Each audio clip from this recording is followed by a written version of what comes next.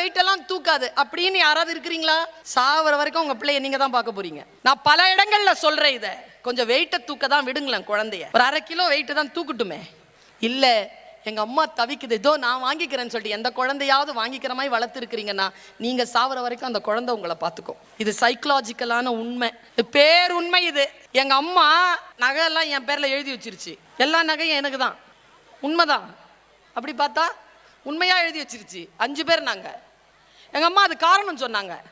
அது எந்த வெயிட்டையும் என் பிள்ளை வந்து என்னை தூக்க விடாது, என்னை எதிர்த்து பேசாது, என் முன்னால கால் நீட்டாது. இந்த வயசாகிய நான் ஏதாவது சொன்னாலும் கம்முன்னு இருக்கும். கோமா இருந்தால் கூட எதிர்த்து பேசாது. பாருங்களேன், இப்படிலாம் பிள்ளைய வளர்த்தா பிள்ளைங்களுக்கு சொல்கிறேன், சொத்து கிடைக்கும். சொத்து முக்கியம் இல்லைங்க, ஆசீர்வாதமும் சேர்ந்து கிடைக்கும் தானே. அதுக்காக வேலை செய்யலாம்ல. இன்னிலிருந்து இந்த சகோதரி சொல்லி தரீங்க, ஒரே ஒரு டைலாகை மட்டும் உலகத்தில் சொல்லாமல் நிறுத்திடுங்க. இன்னிலிருந்து இங்கே பாடுறா, என்னைய என் பொண்டாட்டியே நீ பார்த்துக்க வேணாம், நீ நல்லா படித்து நல்லா ஆளாகி நீ நல்லா இருந்தால் போதும் அப்படின்னு சொல்லிடாதீங்க. அவன் அதை நம்பி அப்படி தான் இருக்கிறான், கண்டுக்கிறதே இல்லை. இப்படி சொல்லி வளங்க. இங்கே பாடுறா, உன் படிப்புக்காக என் பொண்டாட்டி தாலி அடகு வச்சு என் வீட்டை விற்று என் ப்ராவிடன்ட் ஃபண்டை எடுத்து காலையிலேருந்து சாயந்தரம் வரைக்கும் வேலை செஞ்சு உழைச்சி உன்னை ஆளாக்கி இருக்கேன். என்னையோ என் பொண்டாட்டி என் பிள்ளைங்களையோ கடைசி வரைக்கும் நீ தாண்டா பார்த்துக்கணும் என்கின்ற பாண்டேஜை குழந்தைகளுக்கு உருவாக்குங்க. நிச்சயமா சொல்றேன், 90% மேலே அட்டண்டன்ஸ் வந்தா போதும். 100% அட்டண்டன்ஸ் ஏதாவது உங்க பிள்ளை வாங்குதா? வாங்க போதா? கொடுக்க போறீங்களா மேடம்? கொடுக்க போறீங்களா? என் கையில மட்டும் கொடுத்து வாங்கிடாதீங்க. 100 நாள் பள்ளிக்கூடத்துக்கு வந்து என்ன பண்ண போகுது புள்ள? ஒரு காது குத்துக்கு போறதில்ல, ஒரு கல்யாணத்துக்கு போறதில்ல, ஒரு சாவுக்கு போறதில்ல, உடம்பு சரியில்லைன்னா அம்மா அப்பாவை பார்த்துக்கிறது இல்லை, எந்த ஒரு விஷயமும் இல்லை. 100 நாள் இங்க வந்து நின்று என்ன பண்ண போகுது? ஸ்ட்ரீட் ஸ்மார்ட்டா வளர்த்து விடுங்க பிள்ளைங்களை. முக்கியமான நாட்களுக்கு லீவ் போடலாம். என் பிள்ளைய ஒரு ஸ்கூலில் சேர்த்துருந்தேன், ரம்ஜானுக்கு லீவ் விடலை. போனால் போகுது போடான்ட்டு நான் நிறுத்திக்கிட்டேன் பிள்ளைய. 1 வருஷம் பார்த்தேன். அப்புறமா அது வந்து பெரிய ஸ்கூலு பெருசாக இருக்கட்டும், என் பிள்ளைக்கு அந்த ஸ்கூல் சரி வராதுன்னு அந்த ஸ்கூல்லேருந்து பிள்ளைய எடுத்துட்டேன். சில விஷயங்களை நாம் முடிவு செய்யணுங்க. பல விஷயங்கள் அதில் அடங்கி இருக்கு. ஒரு விஷயம் சொல்றேன், இந்த டீச்சர்ஸ் இருக்காங்கல்ல, நம்ம டீச்சர்ஸ், இந்த ஸ்கூல்ல இருக்கிற டீச்சர்ஸ், உங்க பிள்ளைய பத்தி ஏதாவது கம்ப்ளைண்ட் பண்ணா தயவு செய்து காது கொடுத்து கேளுங்க. என் பிள்ளை அப்படிலாம் செய்ய மாட்டான், நான் டீச்சரா இருந்து சொல்றேன், செய்வான். என் பிள்ளைக்கு போய் சொல்லவே தெரியாது, மொத்தமா சொல்லுவான். 4 பேரோட சேர்ந்துதான் அவன் கெட்டு போயிட்டான். அந்த 4 பேருக்கு லீடரே அவன் தான். அவனை பத்தி உங்களுக்கு தெரியாது, எங்களுக்கு தெரியும். நாங்க சொல்றத கொஞ்சம் காது கொடுத்து கேட்டுக்கோங்க. ஆசிரியர்களும் பெற்றோர்களும் சரியாக பிரிட்ஜ் அமைச்சிருங்கன்னு வச்சுக்கோங்களேன், உங்களுடைய வாழ்க்கை, உங்கள் குழந்தையின் பால் ரொம்ப அற்புதமா இருக்கும். மிக நுட்பமாக ஒரு செய்தியை நான் சொல்லிட்டு போறேன். புருஷன் பொண்டாட்டி சண்டை போட்டு என்ன வேணாலும் ஆவுங்க, அம்மா அப்பா சண்டை போட்டுக்காதீங்க, புள்ள முன்னால சண்டை போட்டுக்காதீங்க. நுட்பமா இன்னொரு விஷயம் சொல்றேன், அப்பா பையனை கண்டிக்கும் போது பையன்கிட்ட அப்பாவை பத்தி குறை சொல்லி அவனை சமாதானம் செய்யாதீர்கள். அம்மா பிள்ளையை கண்டிக்கின்ற பொழுது அதை தகப்பன்மார்கள் தடுக்காமல் இருங்கள். நீங்க 2 பேரும் முடிவு பண்றீங்களா, யாரோ ஒருத்தர் பிள்ளை பக்கத்துல தப்பு செய்றாங்கன்னு 4 சுவர்னு ஒன்று இருக்குதுல்ல உங்ககிட்ட, அதுக்குள்ள போய் என்ன வேணாலும் சண்டை போட்டுக்கோ. உங்களுடைய ஈகோ, இந்த ஒரு வார்த்தையை நான் எப்பவுமே கேட்கறது இல்லை, உனக்கு அம்மா பிடிக்குமா அப்பா பிடிக்குமா? என்னது கேள்வி இது? ஒரு கலவரமான கேள்வி இல்லையா இது? அது இப்படி பாக்குது, இன்னைக்கு நைட்டு யார் டின்னர் கொடுப்பான்னு பாக்குது, அந்த பேரை சொல்லி விட்டுருது. குழந்தை ஏன் தப்பா வளர்க்கணும்? என்னுடைய டீச்சர் எப்ப பார்த்தாலும் என்னை பார்த்து இப்படி வச்சுக்கோ வாய, ஹோப் இல்லை அப்படி பார்ப்பேன். எங்க அம்மா என்ன எப்படி வளர்த்துச்சு தெரியுமா? எதிர்ப்ப சொல்லால தெரிவிக்கவே கூடாது. யார் நம்மளை எதிர்க்கிறாங்களோ அவங்க முன்னால உயர்ந்து காட்டிடணும். இவ்வளவுதான் எங்க அம்மா எனக்கு சொல்லி கொடுத்தது. எங்க அம்மா என்ன யாராவது திட்டினாங்கன்னா அவங்கள என் முன்னால திட்ட மாட்டாங்களே, ஏதாவது நீ தப்பு செஞ்சிருப்ப யோசிச்சு பாரு அப்படிதான் சொல்லுவாங்க. அப்படிதான் கூட்டு போவோம் எங்க அம்மா. இதனால என்ன குணம் வளர்ந்துச்சு தெரியுமா? உருப்படாதுன்னு சொல்லிட்டே இருப்பாங்க என் கெமிஸ்ட்ரி டீச்சர். ஒரே பதில் தான், அது ரிட்டையர் ஆகிறதுக்குள்ள அந்த ஸ்கூலுக்கு சீஃப் கெஸ்டா போயிட்டு வந்துட்டேன். அவ்வளவுதாங்க பதில். பிள்ளைகளை அப்படி வளர்த்து விடுங்க, வைராக்கியமா வளர்த்து விடுங்க, ஆரோக்கியமா வளர்த்து விடுங்க. அழுவது தப்பு இல்லைன்னு சொல்லி கொடுங்க, தோக்கிறது தப்பு இல்லைன்னு சொல்லி கொடுங்க. தோக்கிறதுல இருந்து ஜெயிக்கிறது தாண்டா வாழ்க்கையில ருசின்னு சொல்லி கொடுங்க. வாழ்க்கையை சந்திக்க குழந்தைகளுக்கு நாம் சொல்லித்தர வேண்டும். பல நேரங்களில் நாம் தரக்கூடிய மிகப்பெரிய சாதாரணமான தவறான முன்னுதாரணங்களால் குழந்தைகள் தன் ஆளுமையை இழக்கிறார்கள். உதாரணத்துக்கு சொல்றேன், பாம்பு நல்லதா கெட்டதா? கிறிஸ்துவர்களை கேட்டா சாத்தான், இந்துக்களை கேட்டா சாமி. இது பாம்புக்கு தெரியுமா? நாம தான் கருத்து சொல்லிட்டு இருக்கோம், அதுக்கு ஒன்றும் தெரியாது. குழந்தைகளை கொஞ்சம் ஓப்பன் மைண்டடா வளர்த்து விடுங்க. நான் நயாகரா நீர்வீழ்ச்சிங்க, நீர்வீழ்ச்சியில குளிச்சுட்டு கீழே கூட்டிட்டு போறாங்க. குளிச்சுட்டு இந்த பக்கமா வெளியில வந்தா இந்த குட்டி குட்டி பாம்புங்க இப்படி அந்த பாறையிலிருந்து இப்படி தலை தூக்கிட்டு இப்படி இப்படி நிக்குது. ஒரு குழந்தை அங்கதான் விளையாடிட்டு இருக்கு. நான் பதறி போயிட்டேன். ஹே கிட், ஸ்னேக் அப்படின்னா அது பதில் எப்படி தெரியுமா சொல்லிச்சு? இட் இஸ் நாட் வெனமஸ் அப்படின்ட்டுச்சு. அதுக்கு அதை எஜுகேட் பண்ணியிருக்காங்க, அது கையில் எடுத்து அப்படி விட்டுருது, எஜுகேட் பண்றாங்க. வெளிநாடுகளில் குழந்தைகள் ஏன் அவ்வளவு ஆளுமையுடன் வளர்கிறார்கள்? நாம குழந்தை கீழே விழுந்தாலே ஃபர்ஸ்ட் அடிக்கிறதே தரையத்தான். அது என்ன பண்ணும்? நாளைக்கு அடுத்தவங்கள தான் கை காட்டும். தரையை அடிக்கிற தாய்மார்கள் எத்தனை பேர் இருக்காங்க? நான் ஒரு விஷயம் சொல்றேன் பாருங்க, ஒரு குழந்தையை வளர்த்தெடுப்பது என்பது பாருங்க, நான் ஒரு கதை சொல்றேன். 10 வருஷத்துக்கு முன்னால் நான் சொன்ன கதை, இது வரைக்கும் நான் அதை ரிப்பீட் பண்ணதே இல்லை. நான் இப்போ ரிப்பீட் பண்றேன். ஞாபகம் இருக்கான்னு பாருங்க, என் பேச்சை தொடர்ந்து கேட்கிறவர்களுக்கு ஞாபகம் இருக்கும். காக்கான்னு ஒரு காக்கா இருந்துச்சான். அந்த காக்காவுக்கு ரொம்ப பசிச்சுதான். நம்ம ஊர் கதை. பசிச்ச காக்கா என்ன பண்ணுச்சு? போய் பாட்டி கிட்ட இருந்து படைய திருடிருச்சான்.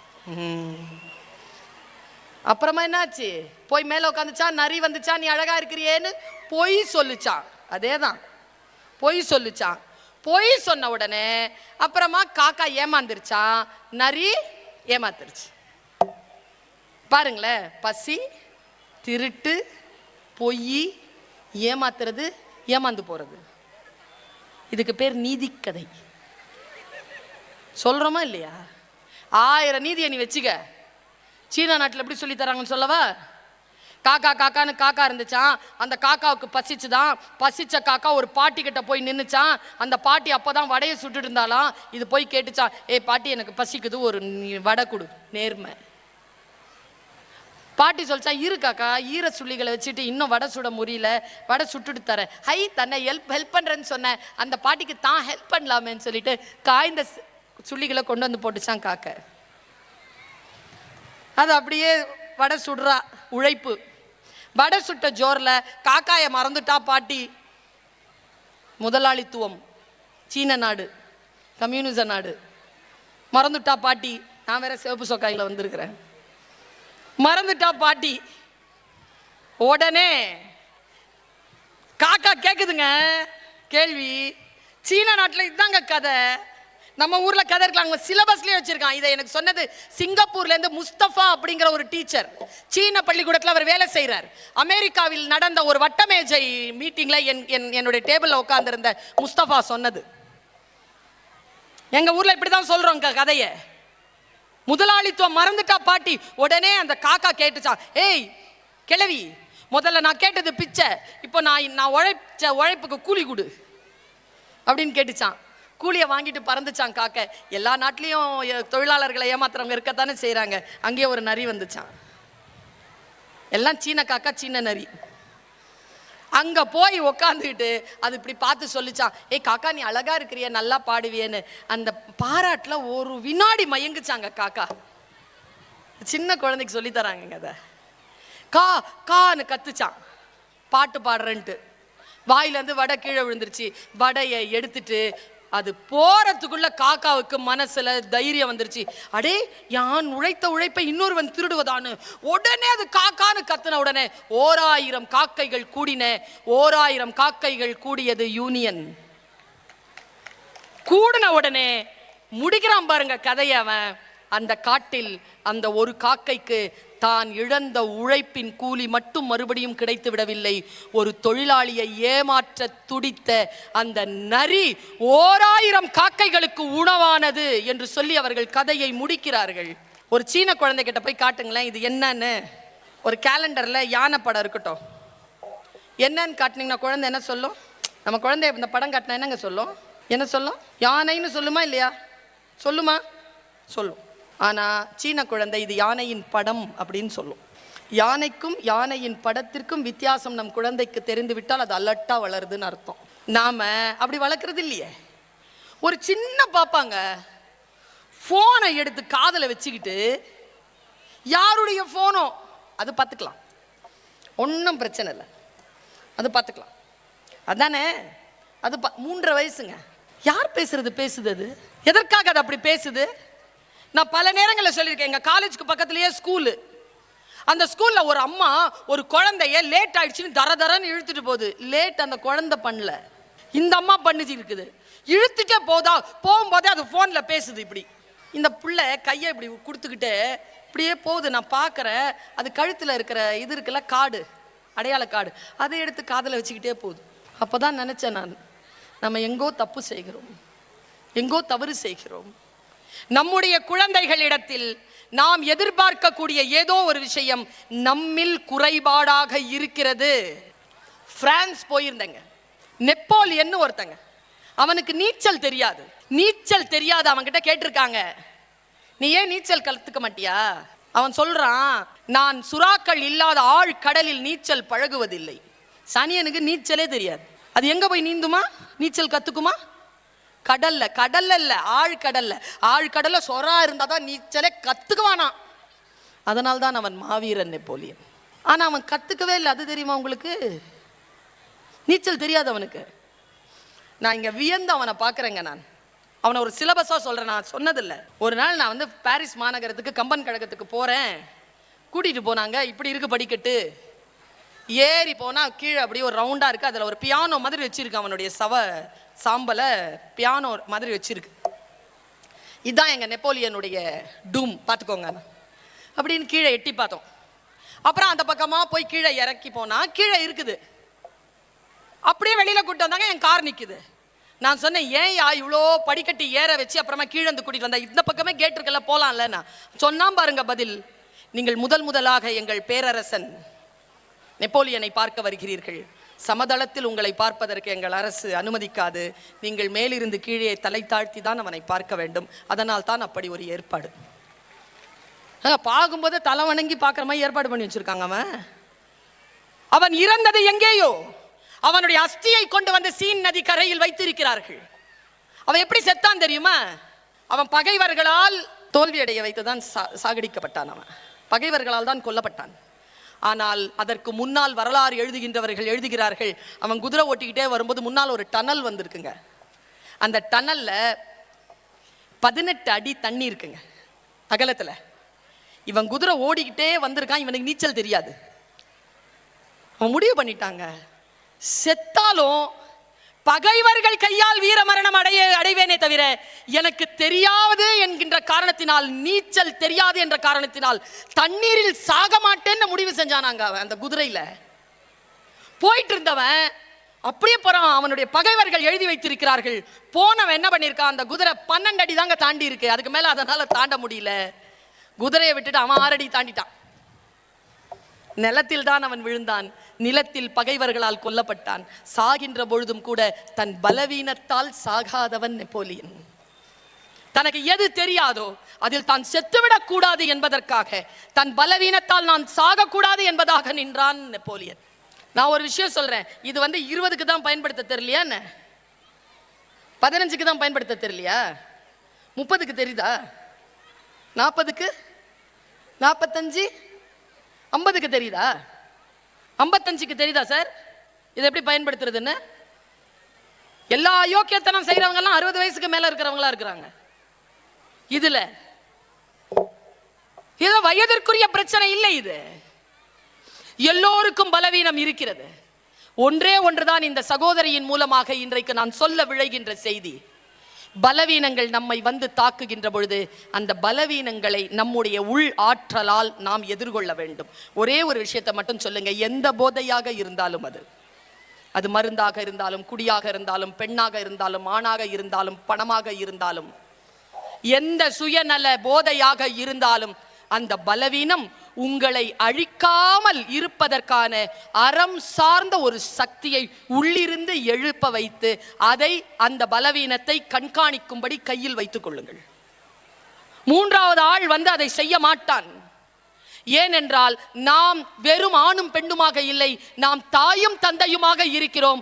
குழந்தைகள் நம் பேச்சை கேட்டு வளர்வதே இல்லை, நம்மை பார்த்து வளர்கிறார்கள்.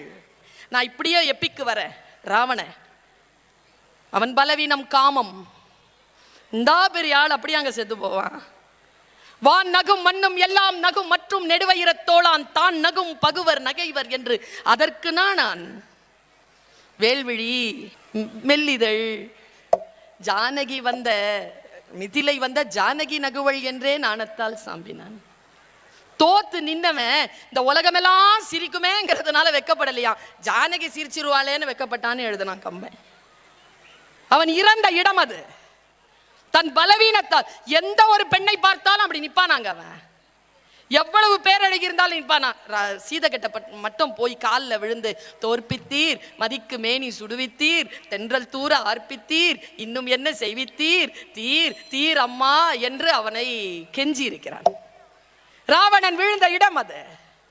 நான் இப்படி சொல்கிறேன், நம் பலவீனங்களால் நாம் வீழாதபடிக்கு நம் அறமும், நம் கல்வியும், நம் ஒழுக்கமும், தாய் தகப்பன் என்கின்ற பொறுப்பும் நம்மை காக்க வேண்டும் என்பதற்காக சொல்கிறேன். எங்கே நாம் பலவீனமாக இருக்கிறோமோ நம் குழந்தைகளுக்கு முன்னால் நாம் அங்கே விழுந்து விடாமல் இறை நம்மை காக்கட்டும். பிரம்பை எடுக்காதவன் மகனை பகைப்பான். வீட்டிற்கு போய் பிரம்பை எடுத்தீர்கள் என்றால் உங்கள் மகன் உங்களுடைய பிரம்பை எடுத்துக்கொண்டு நீங்கள் சொல்லும் பேச்சை கேட்பானா? இன்னைக்கு இருக்கிற சூழல் கேட்குற மாதிரி இருக்கா? பிரம்பை எடுத்து அடிச்சிங்கன்னா புள்ள உருப்பட்டுருமா இல்லையா?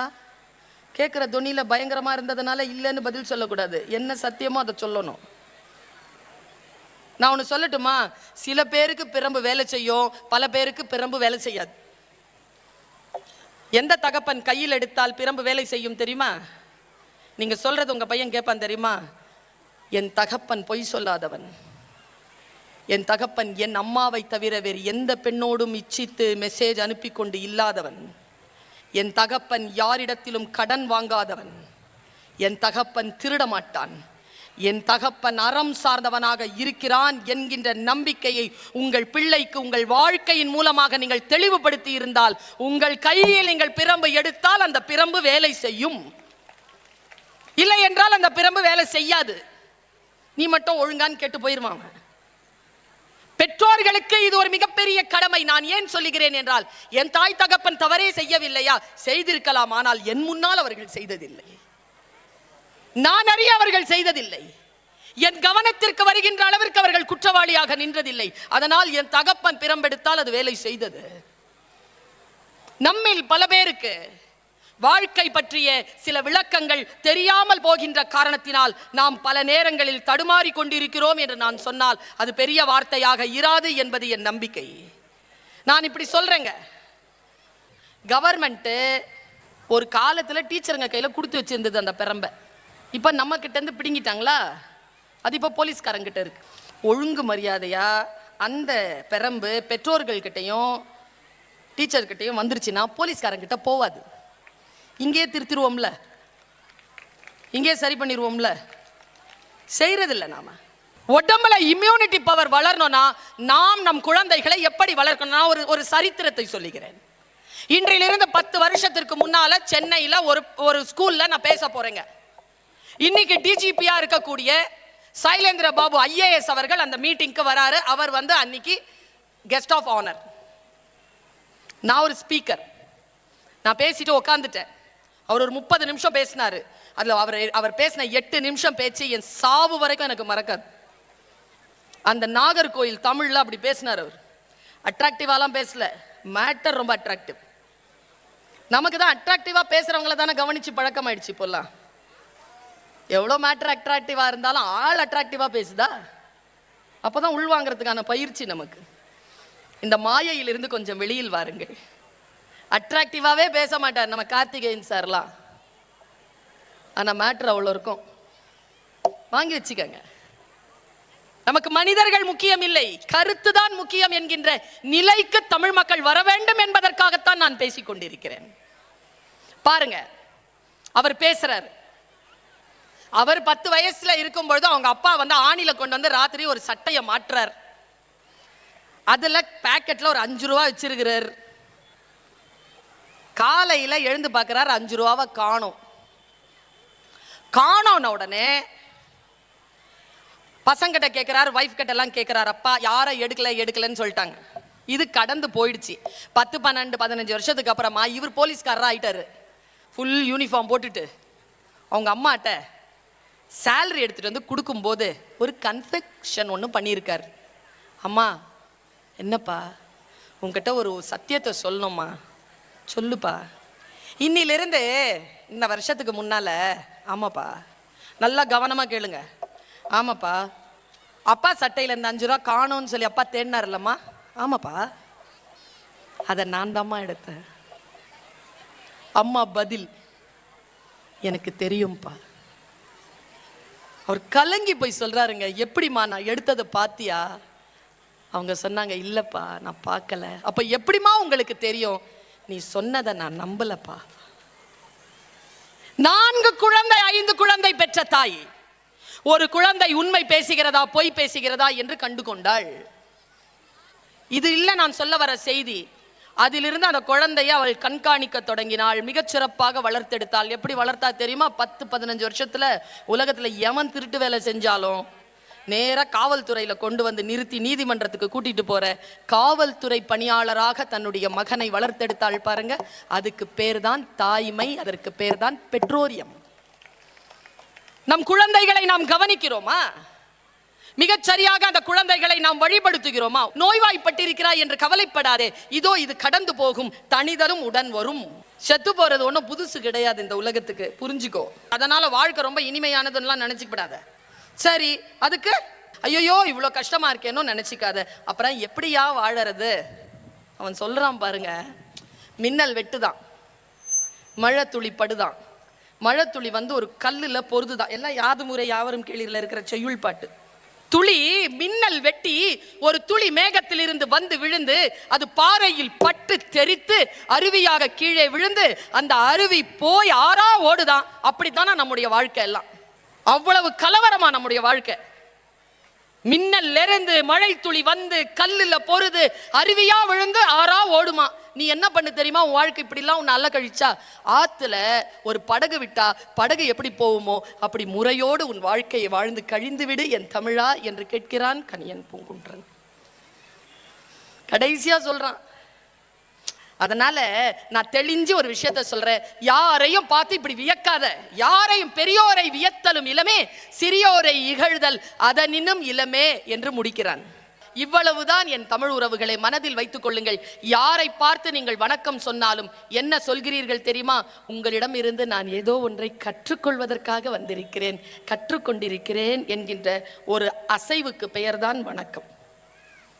நாம் கற்றுக்கொள்கிறோம். யாரிடம் பணிவாக இருக்கிறோமோ அவர்களிடம் கற்றுக்கொள்கிறோம். யாருக்கு மரியாதை செலுத்துகிறோமோ அவருடைய வாழ்க்கையிலிருந்து நாம் ஏதோ கற்றுக்கொள்கிறோமா? பாருங்க, யாதும் ஊரே யாவரும் கேளிர். உங்க எல்லாருக்குமே அர்த்தம் தெரியும். என்ன அர்த்தம்ப்பா? சும்மா சொல்லுங்க உள்ளுக்குள்ளையாவது. எல்லாரும், எல்லாம் நம்ம ஊர் தான், எல்லாம் நம்ம உறவு தான், அவ்வளவுதானே. புரிஞ்சுதா?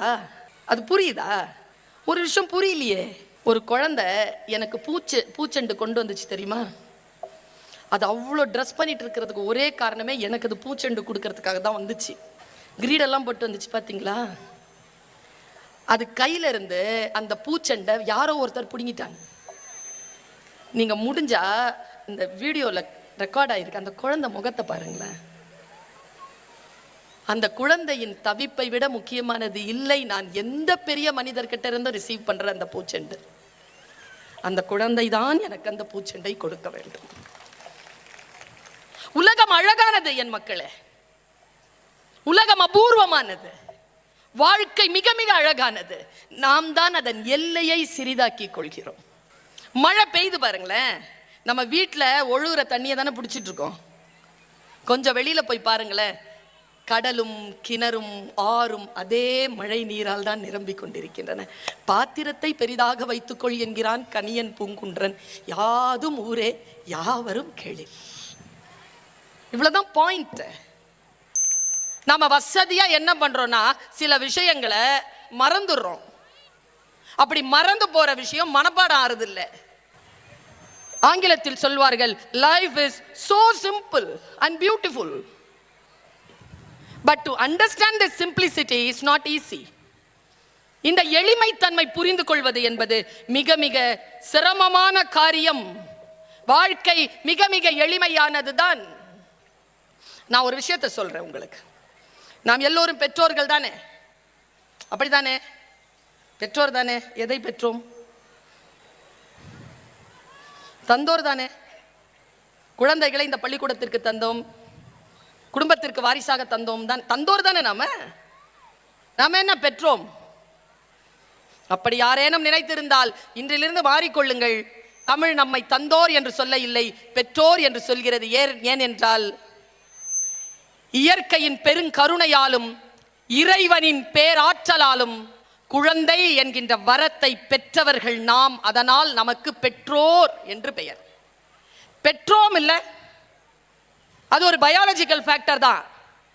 அதற்கான கடமைகளில் நாம் முழுமையாக இருந்திருக்கிறோமா என்று யோசித்து பாருங்கள். ஓஷோ சொல்கிறான், பெரியவர்கள் குழந்தைகளை தண்டிக்கிறார்கள், தன்னை தண்டிக்கும் பெற்றோர்களை பெரியவர்களை குழந்தைகள் மன்னிக்கிறார்கள் என்று எழுதுகிறார். நம் வீட்டில் நம் குழந்தைகள் நம்மை மன்னித்தபடிதான் இருக்கிறார்கள். பெற்றோர்களை மன்னிக்காமல் அவர்கள் மீது அன்பு செலுத்திவிட முடியாது என்கிறது வேதம். குழந்தைகளை யார் ஒருவர் கவனமாக வளர்க்கிறோமோ அவர்கள் மிக பெரிய ஒரு சமூக நன்மையை செய்கிறோம். தாய் என்கின்ற அந்த நிலை இருக்கு இல்லையா, அது ஒரு நிலை. நாம் பெண்தான். எல்லா விதமான ஆசாபாசங்களுக்கும் அடிமைப்பட்டு இருக்கக்கூடிய ஒரு ஹியூமன் தான், ஒரு மனித இனம் தான். ஆனால் தாய் என்று வருகின்ற பொழுது அது கடவுள் நிலை போல ஒரு நிலைக்கு நாம் வருகிறோம். அந்த நிலையில் நாம் எப்படி நின்றிருக்கிறோம் என்பதற்கான ஒரு தெளிப்பு தான் இப்பொழுது நாம் சொல்ல போகும் கருத்து. நம் குழந்தையை நாம் அந்த அளவிற்கு கவனமாக வளர்க்கிறோமா? நான் ஒரு விஷயத்தை சொல்றேன், நீங்க கோச்சிக்க கூடாது. இந்த ஜெனரேஷன் இருக்கல, என்னையும் சேர்த்து தான் சொல்றேன். நாம தான் பெரியவங்க பேச்ச கேட்ட கடைசி தலைமுறை. இந்த சிண்டு நண்டு வாண்டு எல்லா பேச்சையும் கேட்க தொடங்கி இருக்கிற முதல் தலைமுறை. அதுங்க தான் நம்மளை ஆட்டி விக்குதுங்க. எதையும் இல்லைன்னே சொல்ல முடியல, அவ்வளவு கொடுத்துக்கிட்டு இருக்கோம் அவங்களுக்கு. அவங்களுக்கு நிறைய இருக்கிறது என்ன தெரியுமா? விட்டமின் உடம்புல. நான் தாயா என் பையனை நினைச்சு தான் பேசிட்டு இருக்கிறேன். என் பையன் மாதிரி தான் உங்க வீட்டில் எல்லாரும் இருக்கிறாங்கன்றதும் தெரிஞ்சுதான் பேசிட்டு இருக்கிறேன். நம்ம எல்லா குழந்தைகளுக்கும் விட்டமின் கே அதிகமா இருக்குது, கொழுப்பு ரொம்ப அதிகம். அதுக்கு காரணம் நம்ம நிறைய கொடுக்கிற விட்டமின் எம். கொழுப்பு குறையணும்னா இன்னிலிருந்து விட்டமின் என் கொடுக்க தொடங்குங்க. என்னன்னா வேற ஒன்றும் இல்லை, நோ. எது கேட்டாலும் நோ. நமக்கு கிடைச்சதா? சின்ன வயசுல நமக்கு கிடைச்சதா? ஏங்க ஒரு டூத் பிரஷ் வாங்கி தந்தாங்க 7ஆம் கிளாஸ் படிக்கும்போது எங்க அம்மா. அது வரைக்கும் கையில தான் டூத் பிரஷை தலையில வச்சுக்கிட்டு தலைக்கண்ணை கீழே வச்சுக்கிட்டு காலை எப்போ விடியோன்னு தூங்கி இருந்திருக்கேங்க நான். எனக்கு தெரியாதுங்க நைட்லயும் விளக்கலான்னு. அவ்வளோ இன்னசென்ட்டாக வளர்ந்துருக்கிறேன். அதனால தான் இந்த 45 வயசு கடந்து இவ்வளோ ஞானமாக பேசிகிட்டு இருக்கிறேன். அந்த நேரத்தில் எல்லா ஞானமும் வந்துருந்துச்சுன்னா இந்த நேரத்தில் பைத்தியமாகி சுற்றி இருப்பேன். எல்லா ஞானமும் பெற்றுடணுமா 10 வயசுலயே நம்ம குழந்தை? அது குழந்தையாக வளர்வதற்கு நாம் அனுமதிக்க மாட்டோமா? ஒரு விஷயத்தை தான் இல்லைன்னு சொல்லுங்களேன். 100 விஷயம் கேட்டா பெற்றோரியம் சொல்லி தருகிறேன். 100 விஷயம் கேட்டா 75 விஷயத்துக்கு நோ சொல்லுங்க, 25 விஷயத்தை பார்க்கலாம் சொல்லி தள்ளி போட்டு வளர்த்து பாருங்கள். உங்களுடைய குழந்தை இம்யூனிட்டியோட வளரும். பல குழந்தைகள் இன்னைக்கு தவறான முடிவுகளுக்கு போயிடுறாங்க. ஒரு அம்மா புலம்புனதை நான் கேட்டேங்க. எல்லாத்துக்கும் எஸ்ன்னு சொன்னேம்மா, அப்படிதாம்மா வளர்த்தேன், வெளியில யாரோ நோ சொல்லிட்டான்ப்பா, போயிட்டான்ப்பான்னு அழுது அந்த அம்மா. குழந்தைகள் கிட்ட எப்படி தெரியுமா பேசணும்? மிக நுட்பமா பேசணும் அந்த குழந்தைகள் கிட்ட. நீங்க என்ன பேசுறீங்களோ அது அந்த குழந்தைகளுடைய வருங்காலம். இந்த தாய் ஒரு விஷயத்தை சொல்லித்தர, எந்த வீட்டில் குழந்தை வசை சொற்களால் வளர்க்கப்படாமல் இருக்குமோ, தவறான சொற்களை காதுகளில் கேட்காமல் இருக்குமோ, அந்த குழந்தை ஆளுமை மிகுந்த குழந்தையாக வரும். நான் இப்படி சொல்லி நிறைவு செய்கிறேன். என் அம்மா எனக்கு கதை சொல்லி இருக்கிறார் தோழமைகளே. வறுமையான தாய்தான், கஷ்டப்பட்டு தான் வளர்த்தாள். கிழிந்த பாயில் படுக்க வைத்து கொண்டுதான் எனக்கு அவள் கதை சொல்லி இருக்கிறாள். ஆனால் அவள் சொன்ன கதைகளெல்லாம் பறக்கும் கம்பளங்கள் தான் வந்தனவே தவிர ஒருபோதும் கிழிந்த பாய்கள் வந்ததே இல்லை. அதனால்தான் நான் இன்றைக்கு பறக்கும் கம்பளங்களில் இருக்கிறேன். என் பேச்சுக்கு என் வாய் காரணம் அல்ல, என் பெற்றோர்களின் காதுகள் காரணம். அவர்கள்தான் என்னை வளர்த்தார்கள், அவர்கள்தான் என்னை செப்பனிட்டார்கள். அதனால் சொல்லுகிறேன், நல்ல பெற்றோராக இருப்பது என்பது மிக ஆளுமையான ஒரு குழந்தையை வளர்ப்பதற்கான ஒரு வாய்ப்பு. அந்த வாய்ப்பு இங்கே இருக்கின்ற அத்தனை பேருக்கும் கிடைக்க வேண்டும் என்கின்ற என் பிரார்த்தனை வைத்து நிறைவு செய்கிறேன். நன்றி, வணக்கம்.